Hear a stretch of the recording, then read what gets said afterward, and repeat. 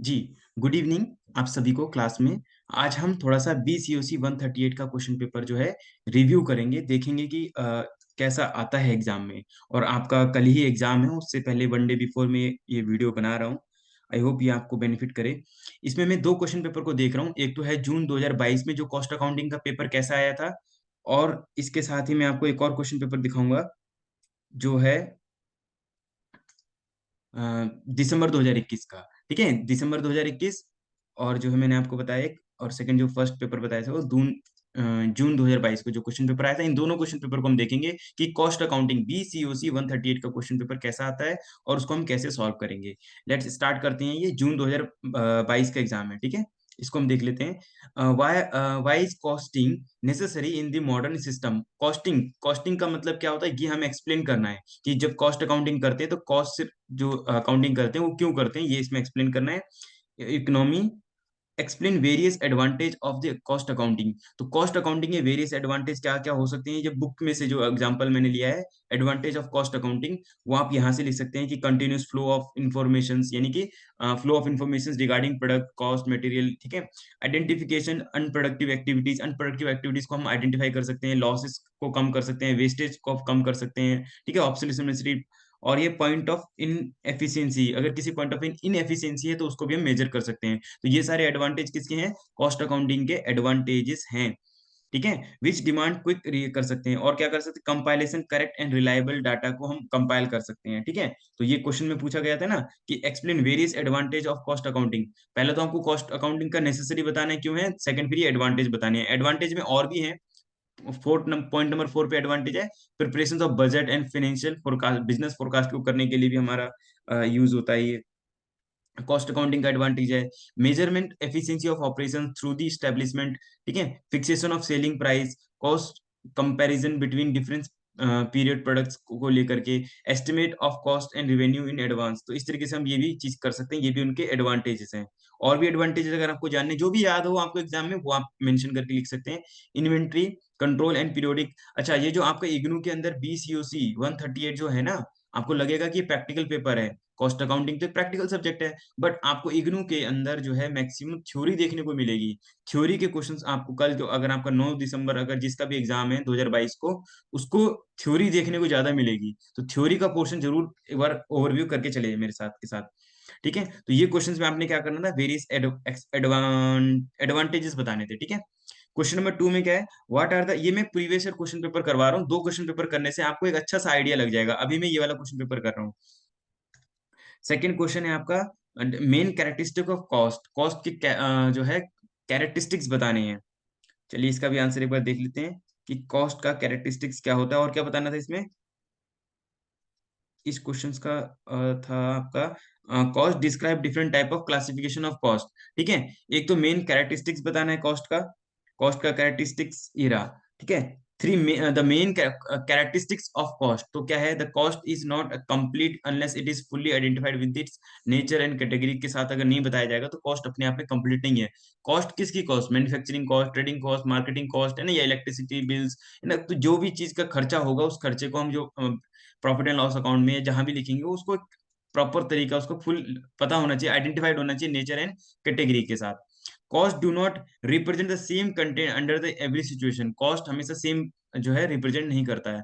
No cost is true exact और accurate. कोई cost true नहीं होता, एग्जैक्ट नहीं होता, एक्यूरेट नहीं होता। मतलब कोई कॉस्ट, क्योंकि उसमें कई बार आपने सुना होगा ओवरहेड, लेबर, मटेरियल, तो डिफरेंट टाइप ऑफ कॉस्ट होते हैं। तो एक्यूरेट की गारंटी नहीं होती, इट इज फ्लेक्सिबल कंसेप्ट होता है, इट डज नॉट, क्योंकि काफी सारे ओवरहेड या फिर कुछ ऐसे कॉस्ट होते हैं जैसे डेप्रिसिएशन, जो कुछ जो अलोकेशन, कुछ ऐसे खर्चे हैं जो अलोकेट किए जाते हैं किसी प्रोडक्ट पे, किसी कॉस्ट यूनिट पे, है ना, कॉस्ट सेंटर, कॉस्ट यूनिट पर। तो वो यहाँ पे जो है एक्यूरेट नहीं होते, ये कहने की कोशिश की गई है। Mean the same thing under the all circumstances. Cost में be ascertain in different ways and different person. मतलब एक ही चीज की, अगर मान लो किसी मैन्युफैक्चरिंग यूनिट के अंदर किसी पर यूनिट कॉस्ट निकालना है, किसी चीज का पर यूनिट कॉस्ट, तो हो सकता है डिफरेंट पर्सन डिफरेंट कॉस्ट भी निकाल सकते हैं। Cost very with time volume and, time के साथ, वॉल्यूम के साथ, और फॉर्म मेथड्स के साथ, पर्पस के साथ चेंज हो सकता है। ऑब्वियसली टाइम के साथ कॉस्ट बढ़ती है, वॉल्यूम जितना ज्यादा होगा तो पर यूनिट कॉस्ट कम आएगी। जब मास प्रोडक्शन से किया जाता है तो कॉस्ट कम आती है। इसके साथ क्वेश्चंस में एक और था क्लासिफिकेशन करना। तो देखो क्लासिफिकेशन करना जल्दी से बता देता हूँ आपको। फंक्शनल क्लासिफिकेशन अगर इस बेस पे करेंगे तो मैन्युफैक्चरिंग कॉस्ट, ठीक है, एडमिनिस्ट्रेटिव कॉस्ट, सेलिंग कॉस्ट या डिस्ट्रीब्यूशन कॉस्ट, इस तरीके से हम इसको कह सकते हैं। फंक्शंस के बेसिस पे अगर हम इसको कैटेगरी कर क्लासिफाई कर रहे हैं, अगर फंक्शनल के बेसिस पे क्लासिफाई कर रहे हैं तो क्या आएगा, manufacturing cost, administrative cost, selling cost और डिस्ट्रीब्यूशन कॉस्ट। क्लियर हो गया। लेकिन और अगर ये कहते हैं नहीं ऐसे नहीं, on the basis of identified with the product के साथ करेंगे तो क्या होगा, डायरेक्ट कॉस्ट, इनडायरेक्ट कॉस्ट। ये मैं डिटेल में किसी सेकंड वीडियो में बता दूंगा डायरेक्ट और इनडायरेक्ट कॉस्ट क्या होते हैं। इसके साथ एक और चीज देख लेते हैं, on the basis of variability. Variability मतलब कॉस्ट की वेरिएबिलिटी है या नहीं है, तो फिक्स कॉस्ट और वेरिएबल कॉस्ट, ये दो तरह के कॉस्ट आपके देखने को मिलते हैं। तो और यहाँ पे सेमी वेरिएबल एक थर्ड पॉइंट भी है, सेमी वेरिएबल कॉस्ट भी है। तो इसका मतलब ये जो आपका सेकंड क्वेश्चन था, जो आना चाहिए था, इसमें क्या था, द मेन कैरेक्टरिस्टिक्स बताने थे। उसके बाद बताना describe different type of classification of cost. तो different type of classification of cost मतलब कितने टाइप के हैं, तो इसका ये आंसर भी हो सकता है। देखो तो ये मैंने बता दिया आपको डिफरेंट टाइप। इसके बाद हम नेक्स्ट क्वेश्चन की तरफ बढ़ते हैं अपने। Explain different step involve in purchase. जब हम परचेज करते हैं किसी ऑर्गेनाइजेशन के अंदर तो उसके स्टेप लिखने हैं, ठीक है, एक्सप्लेन डिफरेंट स्टेप। तो क्या होता है परचेज के अंदर, ये आपकी बुक से ही मैंने इग्नू का जो, अगर आपके पास जिसके पास बुक नहीं है, ये बुक का ही मैंने आंसर कॉपी किया है। तो परचेज रिक्वायरमेंट, परचेज रिक्विजिशंस होता है पहला स्टेप, तो क्या है आपका, परचेज रिक्विजिशंस होगा, ठीक है, और वो इस तरीके से इसका फॉर्मेट भी दे रखा है बुक के अंदर। फिर सेकंड क्या है, सेलेक्टिंग द सप्लायर, सप्लायर को सेलेक्ट करना, ठीक है, वो एक स्टेटमेंट हो गया।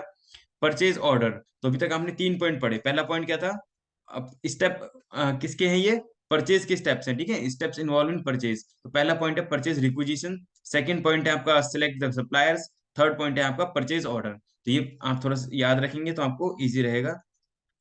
और एग्जाम में हो सकता है किसी दूसरे टाइप से भी पूछ लिया जाए तो भी आप इसको कर सकते हो। Receiving end inspection of material, इस तरीके से आप ये कर सकते हैं। तो इसका चौथा आंसर हो गया। और फिफ्थ पॉइंट है checking the passing the bill of payment. तो पांचों पॉइंट अगर आपको याद हो गए होंगे तो आप इसको एग्जाम में लिख देना, ठीक है। ये फोर्थ क्वेश्चन नंबर 4 क्या है, explain the concept of reordering level. Reordering level क्या होता है ये बताना है आपने, और उसका क्या करना है, find out the reorder level यहाँ पे बताना है। इस न्यूमेरिकल क्वेश्चन को सॉल्व करना है। मैं आप जस्ट इसका आंसर दिखा देता हूँ आपको कि रीऑर्डरिंग लेवल की थ्योरी आपकी बुक में इस तरीके से लिखी गई है। और इसका प्रैक्टिकल क्वेश्चन कैसे करना है आपको, इस फॉर्मूले से करना है। रीऑर्डर लेवल क्या होता है, maximum consumption into maximum reorder period, यानी कि आपकी मैक्सिमम कंजम्पशन कितनी होती है और मैक्सिमम रीऑर्डर होने में यानी कि रिफिल होने में कितना टाइम लगता है। अगर आपने जिसने कॉस्ट अकाउंटिंग किया है अच्छे से, उसको ये इजीली मालूम होगा, वो कर लेंगे इसको। तो यहाँ पे आप इसमें आंसर देख भी सकते हैं कि मैक्सिमम यूनिट कितनी कंजम्पशन होती है और मैक्सिमम रीऑर्डर टाइम कितना लगता है, तो 15 दिन का लगता है, ठीक है। और डेली कंजम्पशन मटेरियल कितना है, 100 यूनिट का, तो आपको 1500 जो है इसका रीऑर्डर लेवल आएगा। आप देख लीजिएगा इसका आंसर क्या आता है, ठीक है।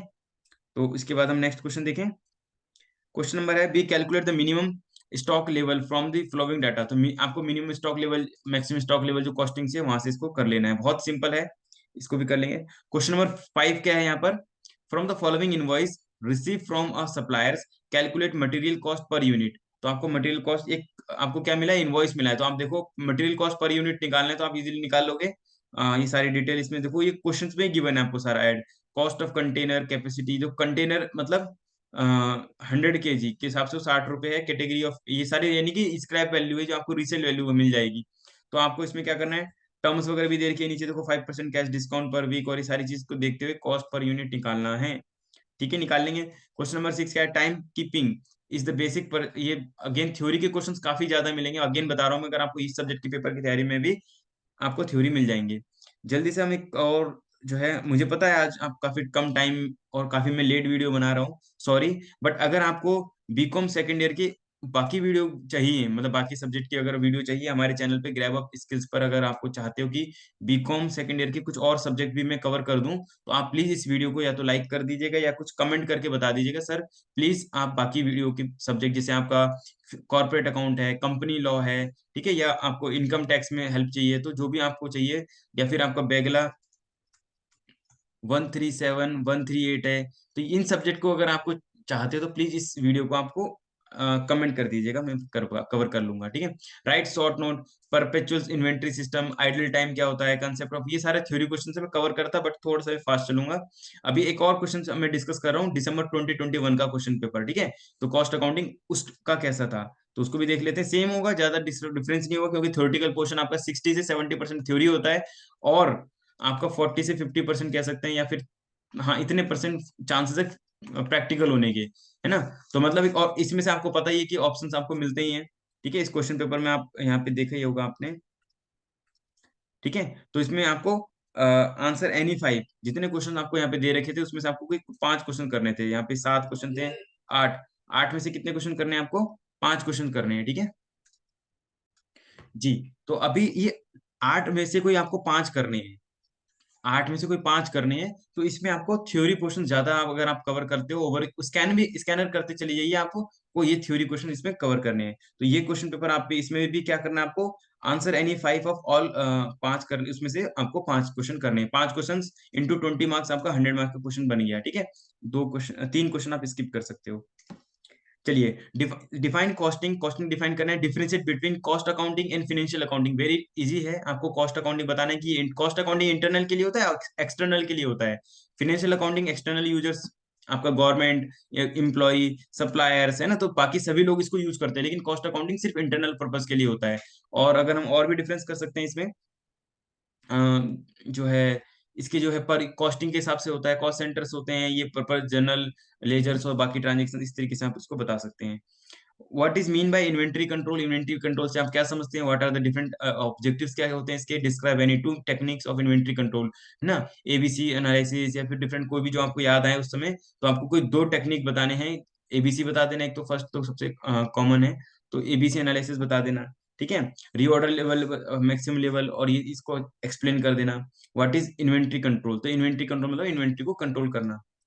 what are the characteristic of good method of wage payment, wage payment मतलब लेबर कॉस्टिंग स्टार्ट हो गई आपकी, labour costing. Discuss the merit and demerit of time wage system को बताना है आपको, इसमें लेबर कॉस्टिंग से रिलेटेड है। ये क्वेश्चन आपका पता है कब का है, दिसंबर 2021 का है। तो इसमें से भी आपके आंसर देखो, या तो आपके प्रीवियस ईयर क्वेश्चन में से आपके एग्जाम में आएंगे, या फिर आपको असाइनमेंट जो दिया गया था उसमें से आएंगे, इससे ज्यादा कहीं नहीं आएंगे। पिछले 3 अटेम्प्ट, यानी कि जून दिसंबर मिला करके, यहीं से आपके सारे क्वेश्चंस बनेंगे, ठीक है। The production department of manufacturing organisation furnish the following information, आपको ये दिया गया है। इसमें क्या करना है आपने, ये material, direct wage, overhead, labour, machine और वर्क आउट, ये आपको दिया है, 20 मार्क का क्वेश्चन है। करना क्या है इसमें, for order for order executive department during the June relevant to the data following material, और ये आपको ये भी इंफॉर्मेशन दे रही है। करना क्या है वो देख लेते हैं डायरेक्ट।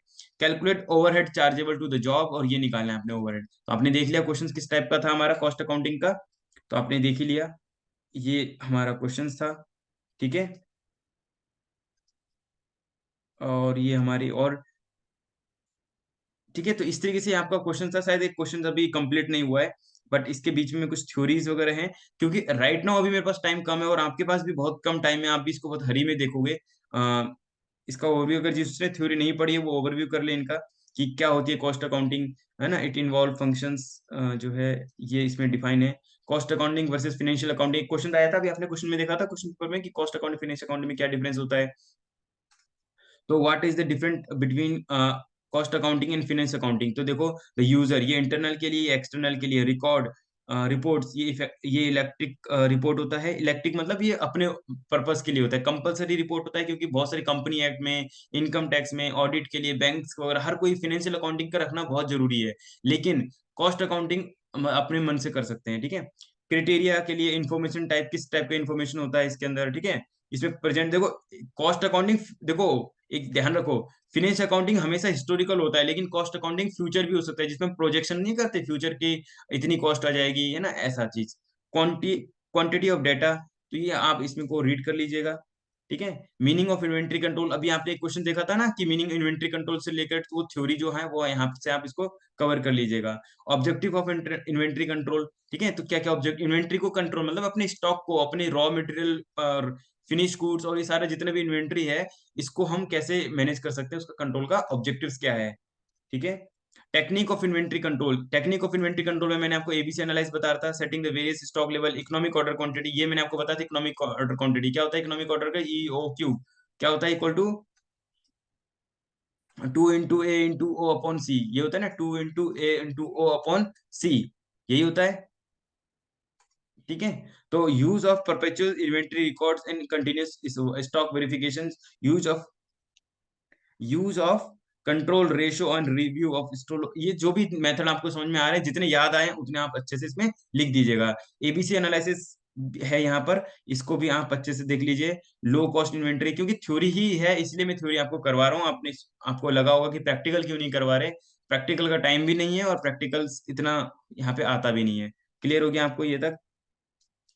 एबीसी एनालिसिस है, स्टॉक लेवल है, डिफरेंट रीऑर्डर क्वांटिटी है ना, मिनिमम लेवल स्टॉक। अभी क्वेश्चन आपने न्यूमेरिकल भी देखा था, ठीक है, minimum level, minimum stock level, maximum stock level, reorder quantity, ये सारी चीजें क्वेश्चन में कवर होती है। देखो क्वेश्चन नंबर एक एग्जांपल का है, बुक का एग्जांपल है, तो हो सकता है आपको एग्जाम में देखने को मिल जाए, इसको कवर कर लीजिएगा। देखो उसका आंसर भी लिखा हुआ है, मिनिमम स्टॉक लेवल क्या होता है? रीऑर्डर लेवल माइनस में normal consumption into normal reorder period, तो ये फॉर्मूला है। तो ये फॉर्मूला अगर आपको आता है तो आप इजीली कर लोगे, फॉर्मूला भी कोई बड़ा नहीं है, आप एक बार इसको ध्यान से देखेंगे आपको याद आ जाएगा। मैक्सिमम स्टॉक लेवल क्या होता है वो इसमें कवर हो रखा है, मैक्सिमम स्टॉक लेवल, और इसकी बाकी पूरी थ्योरी है यहाँ पर, आप इसको पढ़ लीजिएगा। ठीक है। What are the characteristic of a good method of wage payment? Wage payment क्या होता है? क्वेश्चन नंबर थर्ड है ये, उसी क्वेश्चन पेपर का। ठीक है, ये मैं जो आपको बता रहा था इस क्वेश्चन पेपर का, वो जो है थर्ड क्वेश्चन था। What are the characteristics of a good method of wage payment? Discuss the merit and demerit of time wage payment. तो ये theoretical questions हो गया। तो ये भी क्वेश्चन नंबर 4 हो गया ये। ठीक है।